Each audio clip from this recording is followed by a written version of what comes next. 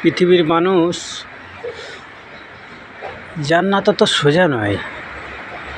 জান্নাত পেতে গেলে জান্নাতের কিছু ভালো ভালো জিনিস আশা করতে গেলে আমাদের সকলকে ভোর 4টে উঠে 5 ওয়াক্ত নামাজ পড়তে হবে।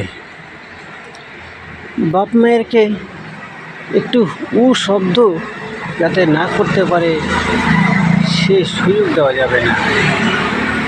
আমাদের ছেলে মেয়েদের ইসলামিক শিক্ষা দিতে হবে, যারা